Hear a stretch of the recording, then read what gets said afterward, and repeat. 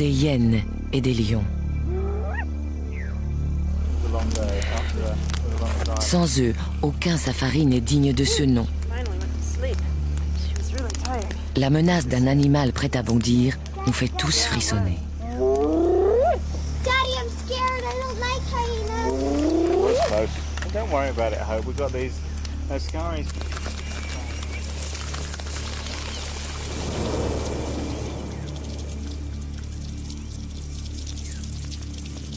Une communauté impitoyable, programmée pour l'attaque. Yeah, moi c'est bon.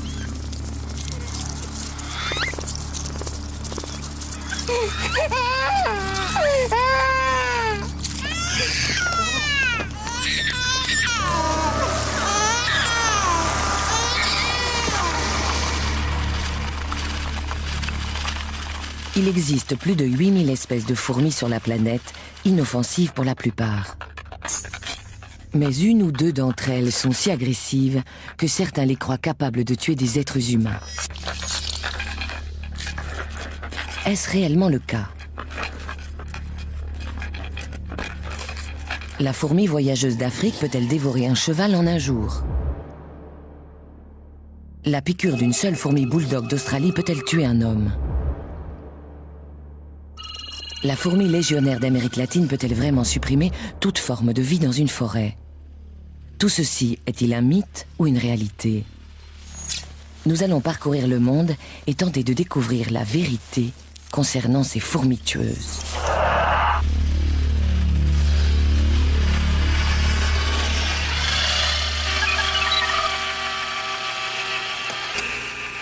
Voici Landcam, la caméra à fourmis conçue pour s'infiltrer là où nul autre objectif n'est encore allé explorer.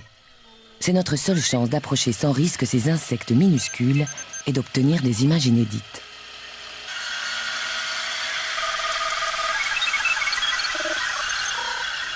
Après des années de mise au point, Landcam est enfin prête à prendre la route.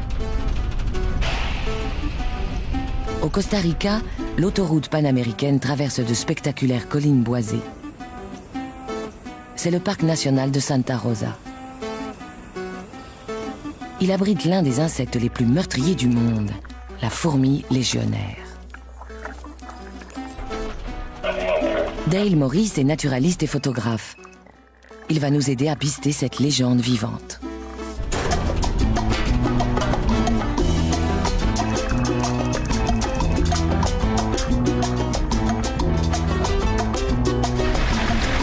C'est vraiment un environnement à fourmis, non? Oui, tout à fait. Il y a beaucoup de vieux arbres par ici, et j'espère y trouver une colonie.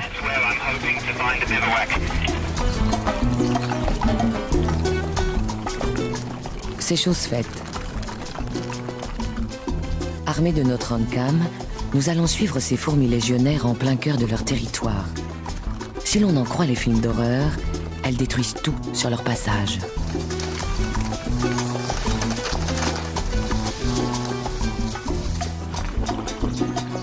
On prétend même qu'elles peuvent dévorer un homme en quelques minutes.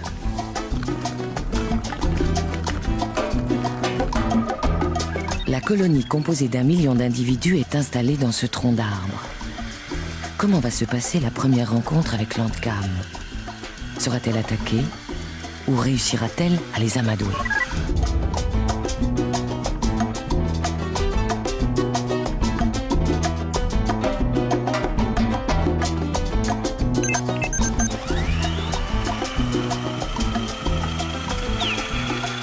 Jusque-là, le système fonctionne parfaitement.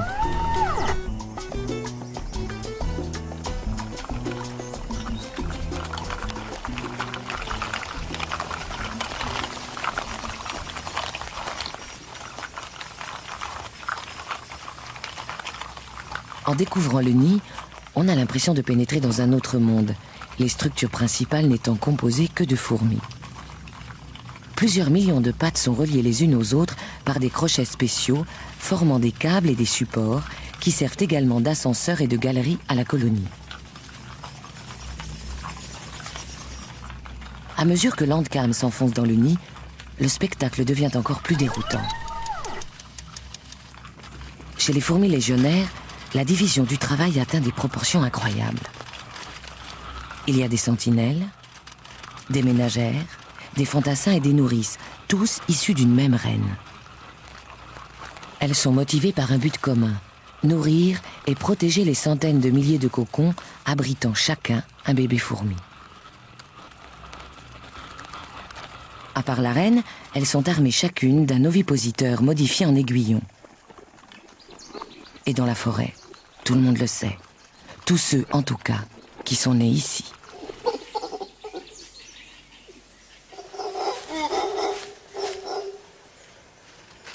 Le jour où il a décidé d'étudier seul une colonie, Dale Morris a commis une grosse erreur. Il pensait s'être équipé en conséquence, mais il avait omis un détail. Sa combinaison était prévue pour résister aux abeilles. Or, il allait observer des fourmis.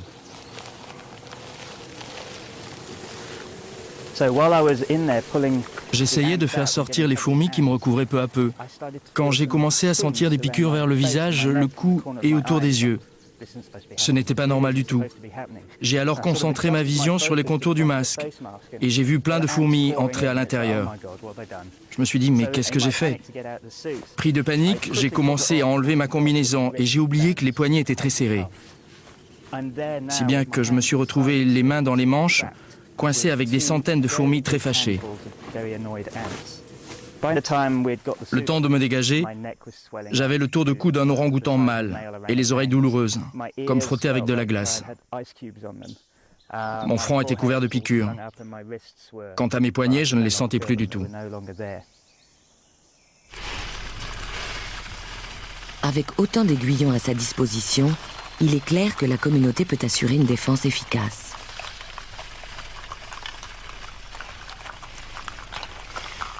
Avant toute chose, la colonie doit pourvoir à son approvisionnement en nourriture. Quel est alors son plan d'attaque?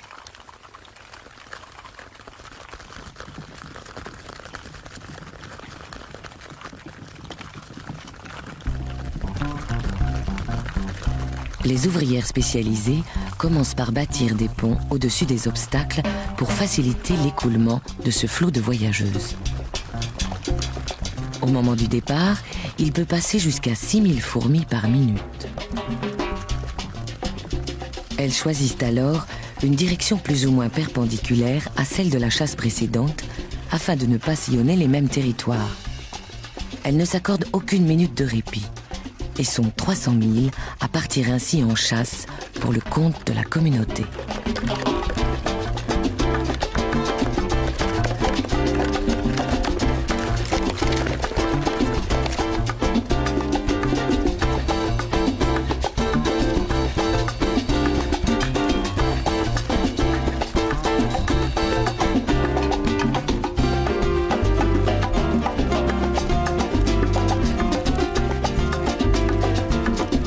L'armée en marche s'organise comme un arbre composé d'un tronc principal qui se divise en branches de plus en plus fines.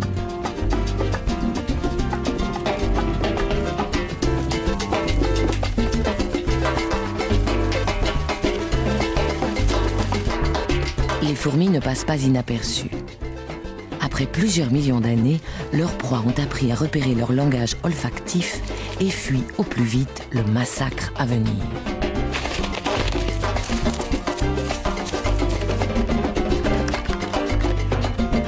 Pour ceux qui peuvent courir, c'est le moment ou jamais. Mais la troupe opère des changements soudains de direction. D'abord à gauche, puis à droite. La plupart des fugitifs finissent par être pris au piège. Et les fourmis légionnaires sont sans pitié.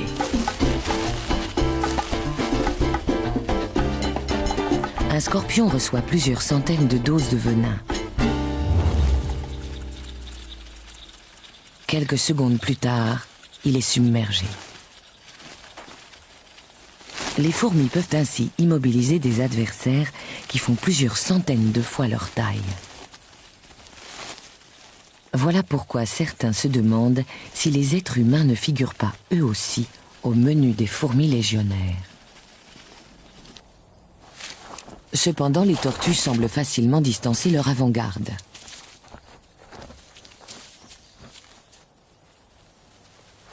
Et les serpents ne semblent pas non plus inquiétés par la horde vorace. La raison en est simple. Si les fourmis démembrent aussitôt les plus petites de leurs victimes en les mordant et en les piquant, elles peinent déjà à traverser le cuir épais de proies telles que les scorpions. Elles laissent alors les enzymes, distillées par leur aiguillon, faire le travail. Au bout d'une heure, la proie tombe en morceaux. Elles peuvent ainsi rapporter au nid le repas gargantuesque.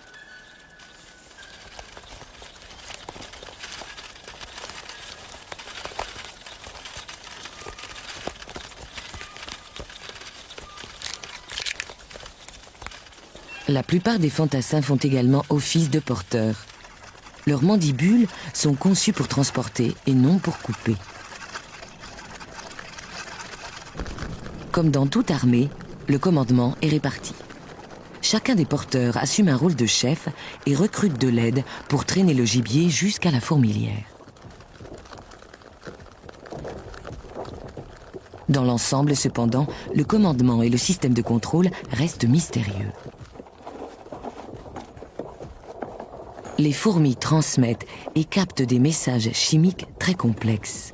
Mais cet alphabet n'a été que partiellement décrypté.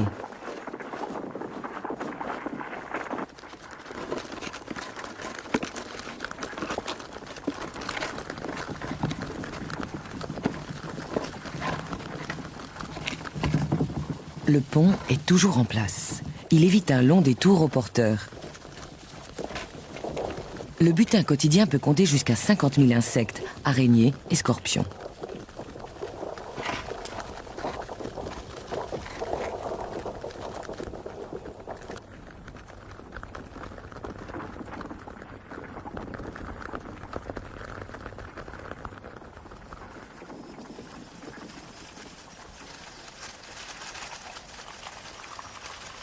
À l'intérieur, les nouvelles réserves de nourriture sont réparties équitablement au sein de la communauté. Le million de fourmis semble alors former une entité, un seul et même organisme. Les ménagères et les nourrices arpentent la fourmilière pour satisfaire les besoins de chacun. Tous les membres de la colonie n'ont qu'à demander de la nourriture pour en obtenir.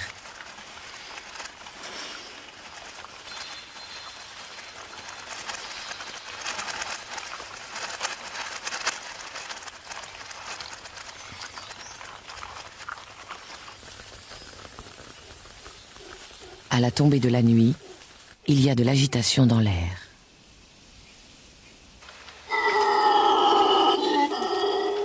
Ce n'est pas un soir comme les autres.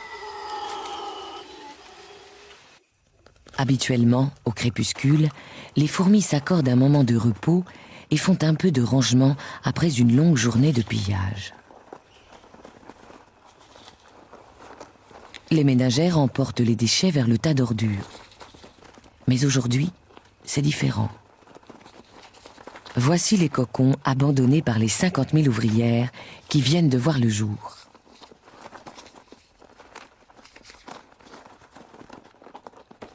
Ce soir, les fourmis vont nous offrir un spectacle unique.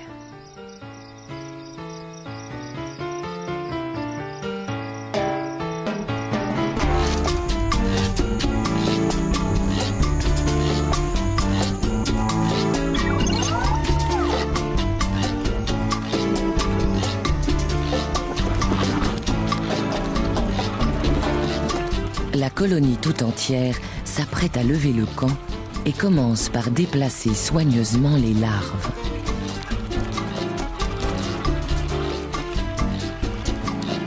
Dehors, les grands soldats coordonnent la manœuvre. Ils n'ont que quelques heures pour évacuer l'ensemble de leurs troupes. Comment la décision a-t-elle été prise? La reine gouverne-t-elle en monarque absolu ou les ouvrières ont-elles exprimé un vote chimique? Quoi qu'il en soit, personne ne proteste. C'est l'une des merveilles du monde naturel. La migration massive d'1 million de fourmis en une seule soirée.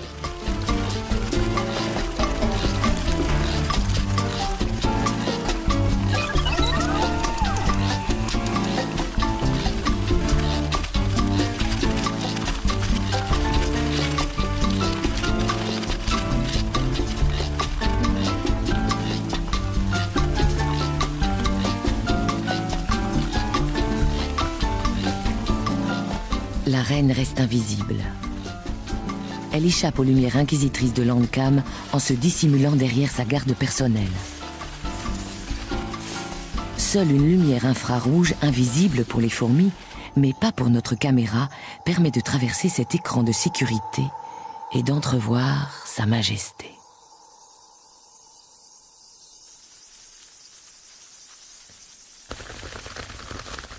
Un bref aperçu de la reine avant qu'elle ne se lance dans une course de 200 mètres jusqu'à la sécurité de sa nouvelle demeure.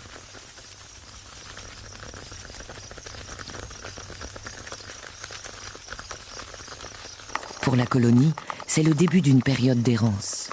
Pendant les 3 semaines à venir, les fourmis se déplaceront toutes les nuits en quête de nouveaux territoires de chasse.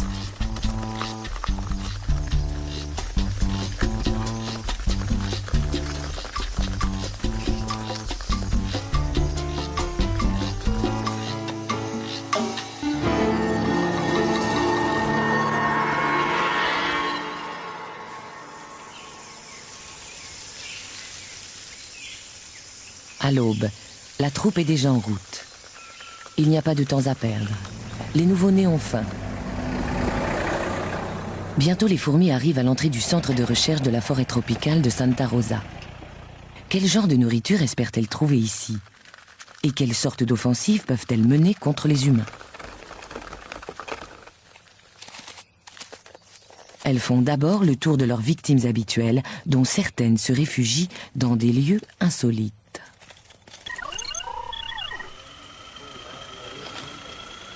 Je peux pas faire la mise au point. En principe, les sols cirés constituent une première ligne de défense contre les intrusions animales. Mais la troupe ne tarde pas à contourner cet inconvénient. Mettant à profit les imperfections du plancher, les ouvrières bâtissent une échelle horizontale pour permettre aux autres fourmis de passer. Le signal de l'assaut est donné. Comment vont-elles être reçues? Pas tout à fait comme on aurait pu le croire. J'adore ces fourmis. Elles nettoient entièrement mon bureau. Je compte toujours sur elles pour débarrasser cette pièce de tous les insectes affreux qui s'y trouvent. Pour la plus grande joie de ses résidents, le laboratoire bénéficie ainsi d'un service de nettoyage gratuit. Pas le moindre cafard, scarabée ou scorpion ne survit au passage de la tornade animale.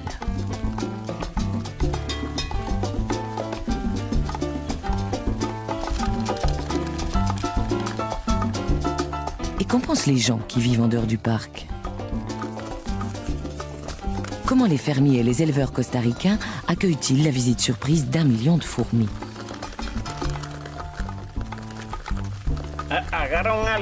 Elles attrapent les scorpions, les cafards. Quand elles viennent, elles emportent tout ça avec elles.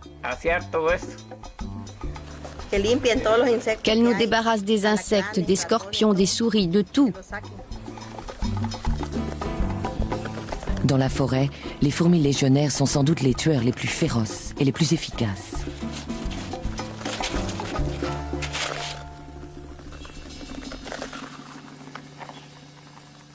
Mais au Costa Rica, les fourmis ne sont pas les ennemis des êtres humains, même si une vision comme celle-ci sème la panique dans les esprits. Qui prendrait le temps de réfléchir face à un demi-million de fourmis en marche?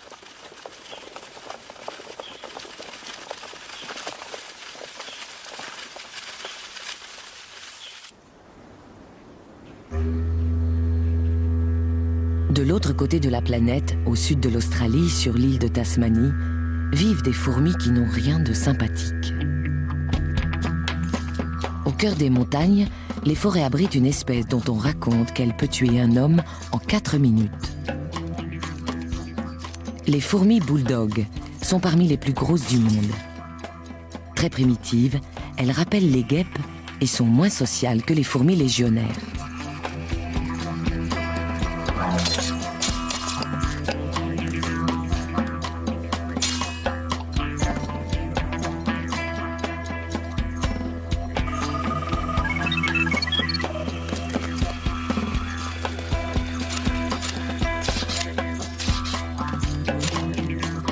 Les fourmis bulldogs sont grandes, voire gigantesques, et leur comportement est parfois carrément menaçant.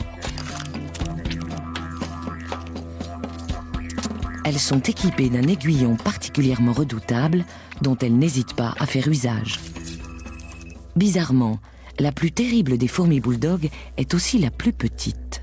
C'est la créature la plus dangereuse de toute la Tasmanie. Elle cause plus de morts que les serpents, les araignées, les abeilles et les requins réunis. Voici la fourmi sauteuse. Les fourmis sauteuses vivent en petites colonies de quelques centaines d'individus. Dans les forêts de Tasmanie, elles transportent des pierres pour recouvrir leur nid.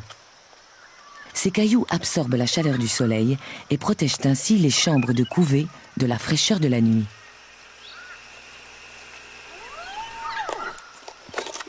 Avec une force équivalente, un homme pourrait soulever une voiture et la faire passer par-dessus la clôture de son jardin. Mais aujourd'hui, un nouvel habitat encore mieux adapté à leurs besoins s'offre aux fourmis. La banlieue.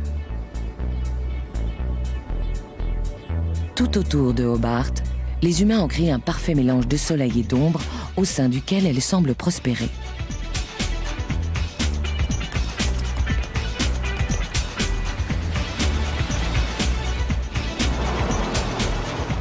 Désormais, ces fourmis sont ici chez elles. Mais l'accueil du voisinage n'est pas franchement cordial.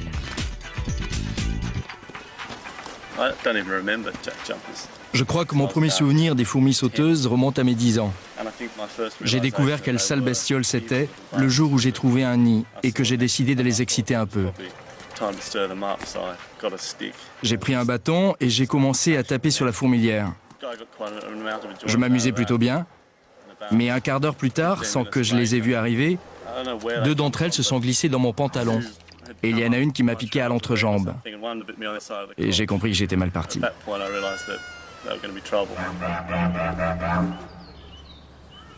Pour beaucoup de Tasmaniens, la première piqûre marque le début d'une haine viscérale.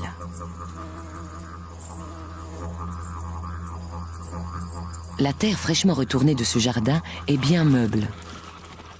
En quelques jours, les fourmis sauteuses peuvent y creuser des galeries.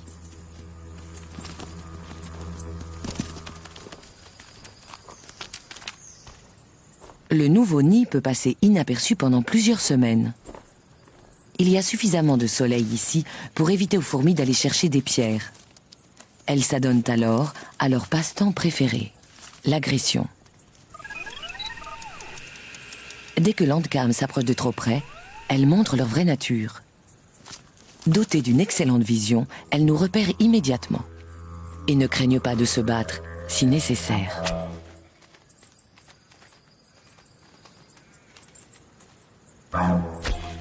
Les fourmis sauteuses sont nerveuses et pas vraiment partageuses. Plus individualistes que les fourmis légionnaires, elles s'affrontent régulièrement entre elles.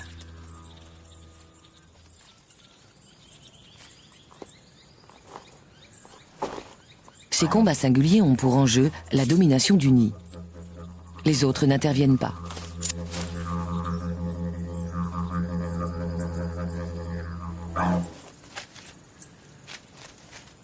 Ce sont aussi des chasseuses solitaires, armées de ce qui pourrait bien être le venin le plus puissant de tout le monde des insectes. La mouche est immédiatement paralysée après injection d'un mélange redoutable d'enzymes et d'insecticides. Elle meurt quelques secondes plus tard. Les seules proies que la fourmi sauteuse ne peut pas rapporter sont celles qu'elle ne parvient pas à porter seule. Même les abeilles et les guêpes succombent devant ces prédateurs féroces.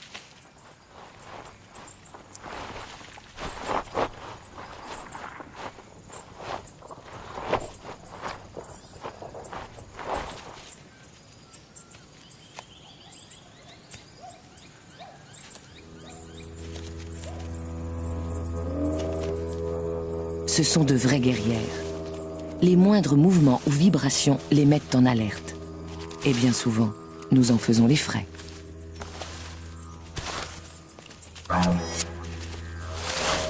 Toutes Toutes les semaines, l'hôpital de Hobart traite au moins une urgence causée par les fourmis sauteuses.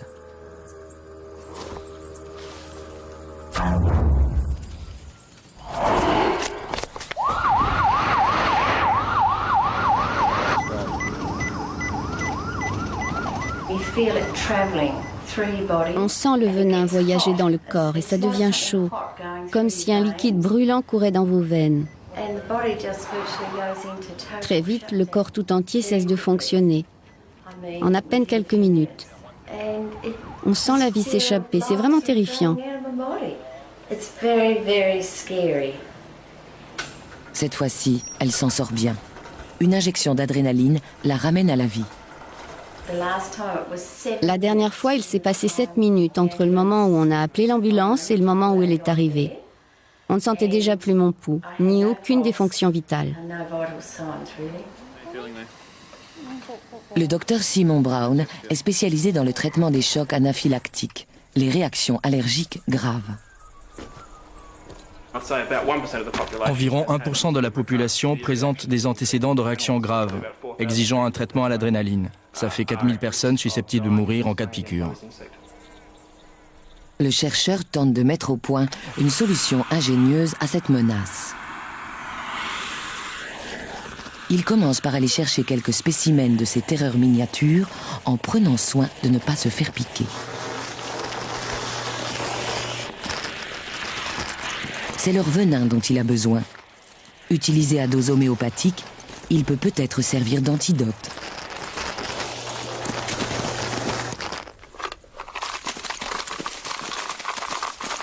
Il les enferme dans une boîte spécialement conçue pour exploiter les fameuses attaques des fourmis sauteuses en les soumettant à de brèves impulsions électriques.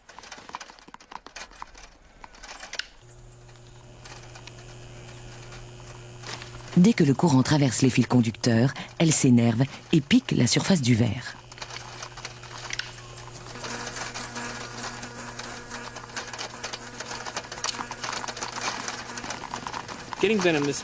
Avec cette méthode, on obtient à peu près 10 microgrammes de venin par fourmi. C'est beaucoup de travail, mais comme ça, on n'a pas à les tuer et on peut les ramener au nid. C'est écologique, d'autant plus qu'on s'est attaché à elles ces dernières années.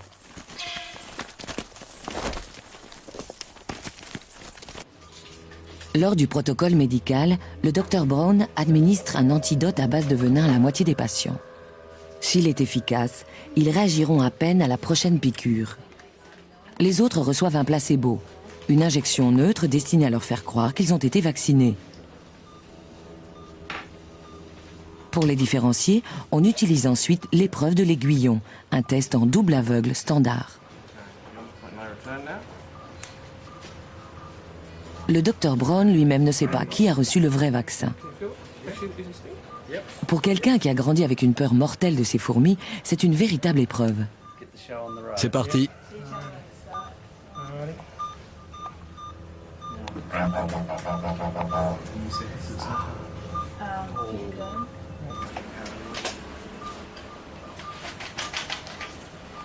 Après quelques minutes, il est clair que Brent fait une réaction. Il a dû recevoir le placebo. Greg va bien, son rythme cardiaque est normal.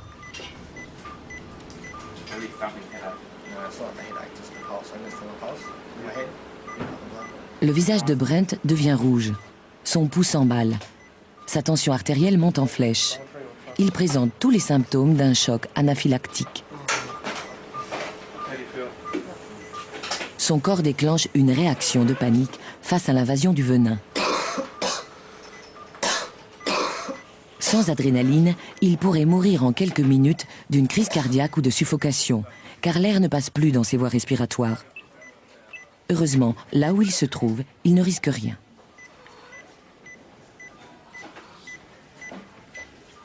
La bonne nouvelle, c'est que le traitement du Dr Brown est efficace.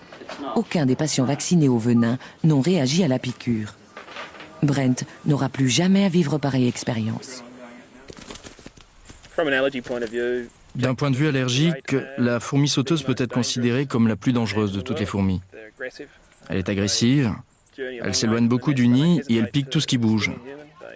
Si elle était aussi répandue dans le reste du monde, des centaines de milliers de gens vivraient sans doute avec la peur quotidienne d'être piqués et d'en mourir.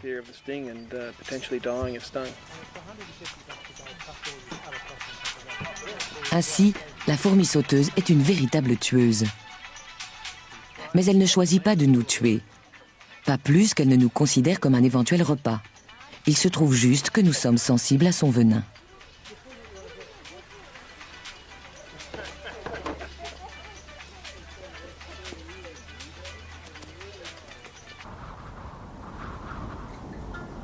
De l'autre côté des mers, en Afrique orientale, vit une fourmi vraiment terrifiante et qui pourrait bien ne voir en nous qu'une réserve de chair fraîche.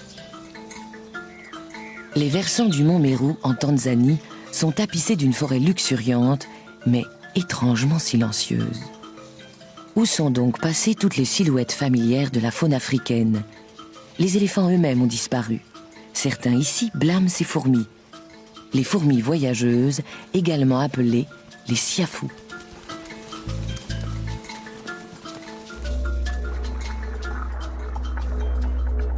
On raconte qu'elles peuvent dévorer un cheval en une seule journée. Récemment, on leur a reproché la disparition mystérieuse d'un touriste au Congo. Alors, sont-elles vraiment mortelles?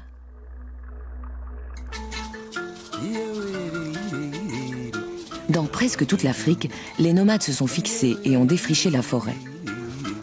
Sur le mont Meru, les Maasai cultivent désormais des bananes, du maïs et des haricots pour nourrir leur famille. Ils vivent à l'écart de la faune locale, à une exception près, les siafous.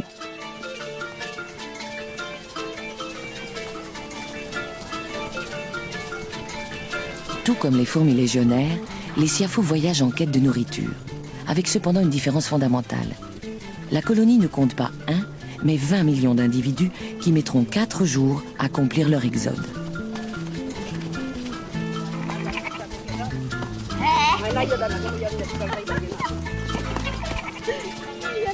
Les siafous inspirent sans aucun doute le respect et personne ne cherche à les déranger.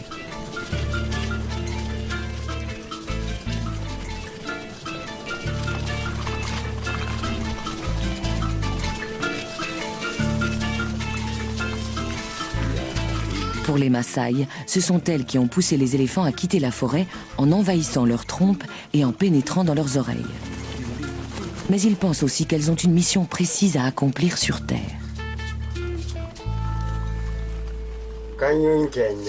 C'est Dieu qui a créé les siafous pour que cet endroit reste propre. Elle nous débarrasse des cadavres.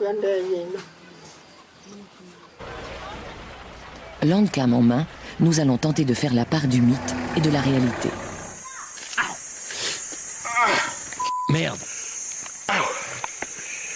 Contrairement aux légionnaires, les siafous n'ont pas d'aiguillon.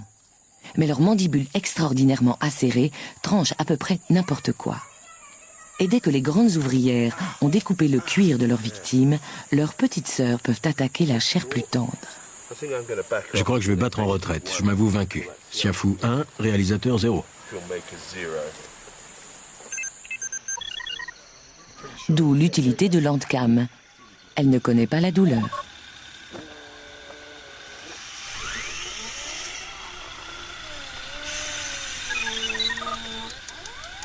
Dans ce nouvel environnement agricole, les siafous font généralement leur nid dans la terre meuble, sous les bananiers.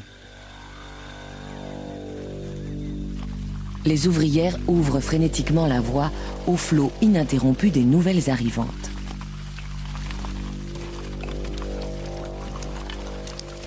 Elles sont totalement aveugles. Tous les ordres se transmettent par le toucher et l'odorat.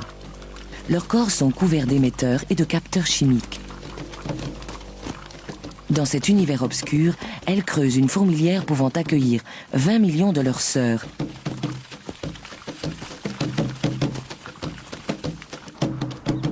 L'alternance de migration et de forage se poursuit jour et nuit. Les pluies approchent et un extraordinaire spectacle va bientôt commencer.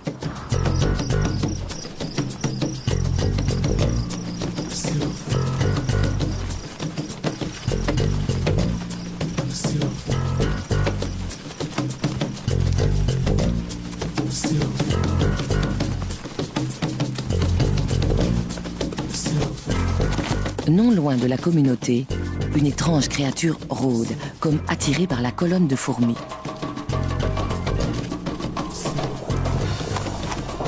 On la surnomme la mouche saucisse.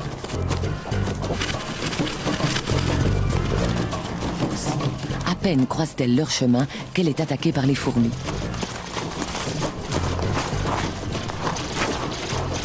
Celle-ci ne la tue pas. On dirait même qu'elle l'attendait. En fait, il s'agit d'un mâle siafou. C'est la plus grande fourmi du monde. Il transporte assez de sperme pour engendrer 500 millions de bébés fourmis. Pas de démonstration d'affection. Les fourmis le clouent au sol et lui coupent les ailes, faisant de lui leur prisonnier. Il sera ensuite conduit au nouveau nid et retenu captif jusqu'à ce qu'une jeune reine soit prête à s'accoupler. La communauté n'a besoin que de son sperme.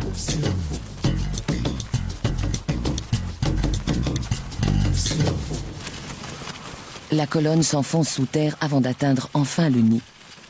Landcam braque ses lumières sur les sentinelles qui montent la garde contre les prédateurs souterrains.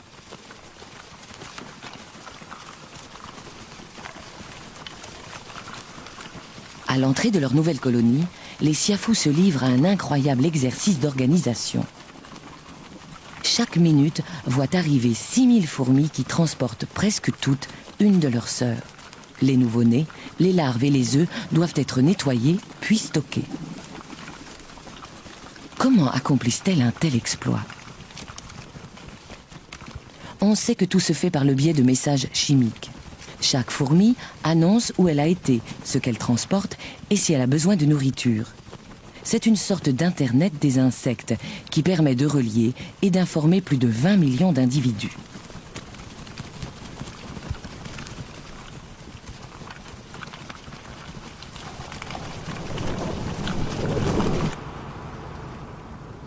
Dans ce gigantesque bunker souterrain, les siafous ont élevé l'organisation sociale au rang d'art.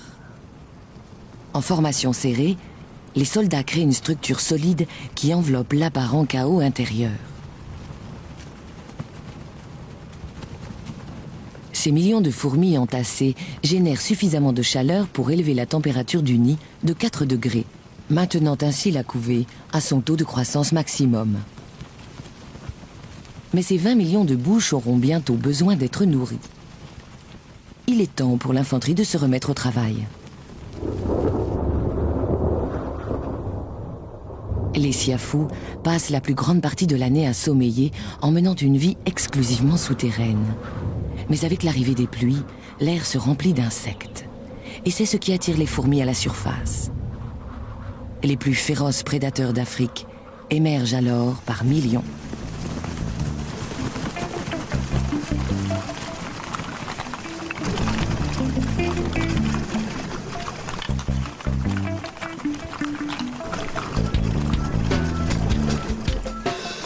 Elles traînent l'extrémité de leur abdomen le long du sol, laissant ainsi une trace olfactive qui servira de point de repère aux suivantes.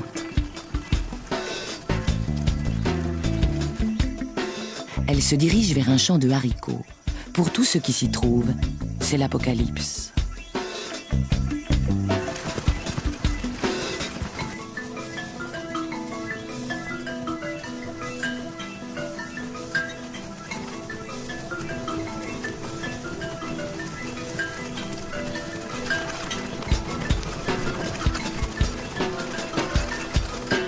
Les antennes des sentinelles remuent sans cesse, tandis qu'elles captent des signaux. Elles sont attentives au moindre changement dans l'air, à la moindre menace. Regardez.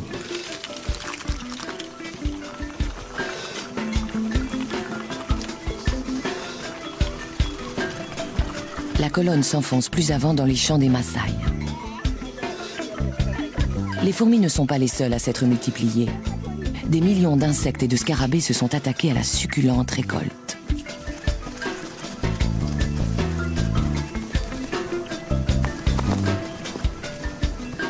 Cette fois, les siafous ne font aucun prisonnier. Avec une extraordinaire rapidité, elles appellent d'autres recrues sur le front.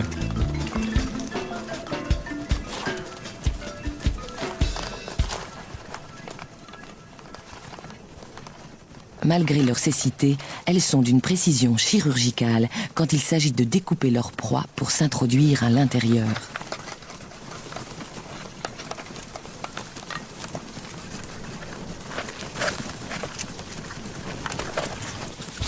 Même les chenilles armées de poils venimeux ne ralentissent pas la cadence des fourmis.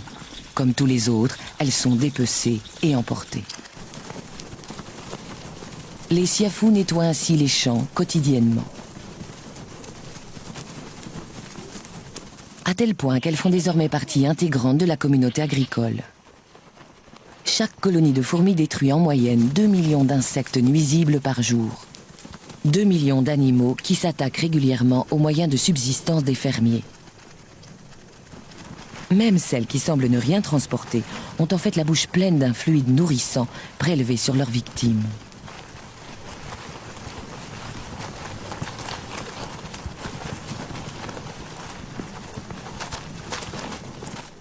C'est une sorte de désinsectisation naturelle et les fermiers Maasai mesurent parfaitement la valeur de leur intervention.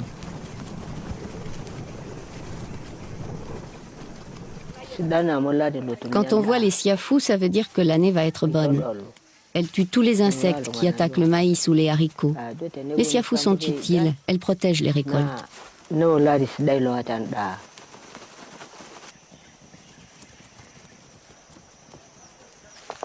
Tout ce qui est comestible et ne parvient pas à fuir est tué et dévoré. Les souris, les rats et les serpents sont tous au menu.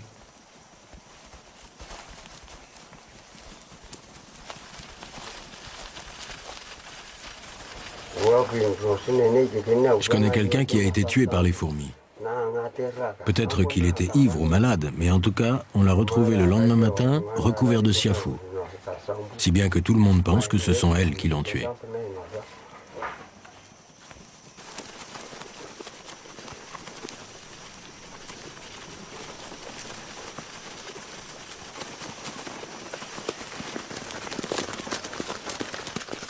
Les siafous ont un goût prononcé pour la chair humaine, et leurs troupes sont innombrables. Doit-on pour autant en déduire qu'elles attaqueraient délibérément des hommes dans l'intention de les manger? C'est une menace que les Maasai prennent très au sérieux. Ils font en sorte de toujours garder leurs bêtes hors de portée.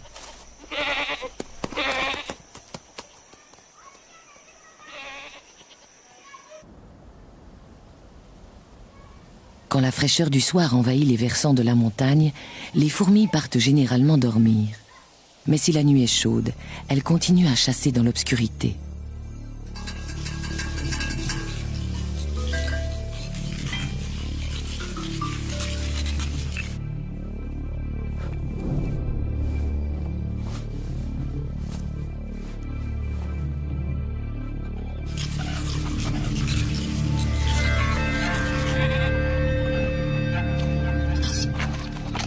Les volailles sont enfermées dans le poulailler, à l'abri des mangoustes.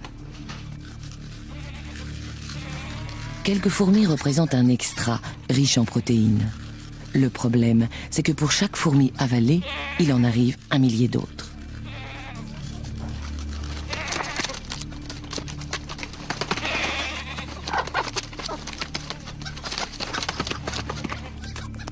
Conscientes du danger, la plupart des bêtes tâchent aussitôt de s'enfuir.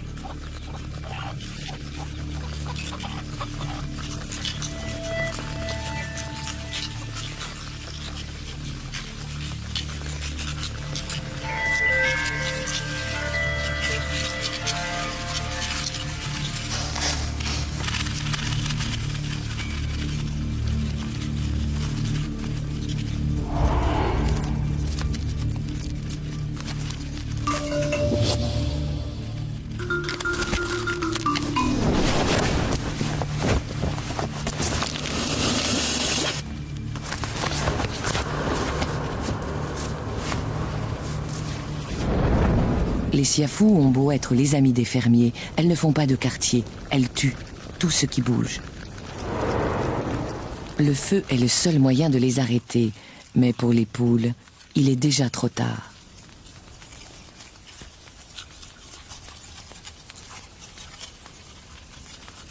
D'ici 24 heures, il ne restera que des becs et des os.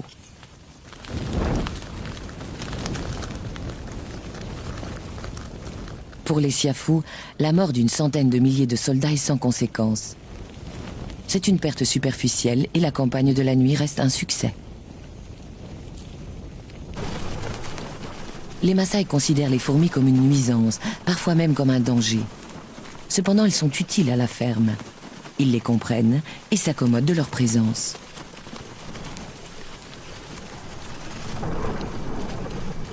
Mais pour les étrangers, la toute première rencontre avec les fourmis voyageuses est souvent problématique.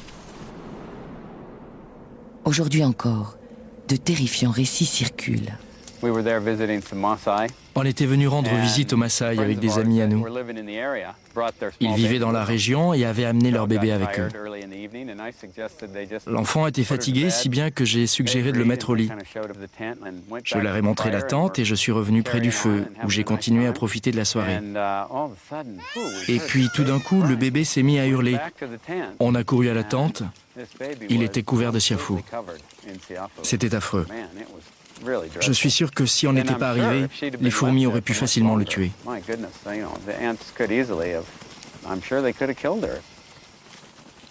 L'histoire n'a rien d'inhabituel. Contrairement aux autres insectes, les siafous attaquent parfois les hommes avec une intention prédatrice. Dans les rares cas où cette attaque réussit, la victime meurt par suffocation, après invasion des poumons. Pour elle, nous ne sommes qu'une proie de plus. Une parmi les milliards de vies qu'elles prennent quotidiennement. Les plus féroces prédateurs d'Afrique ne sont ni les lions, ni les hyènes, mais les siafous, de vraies fourmis tueuses.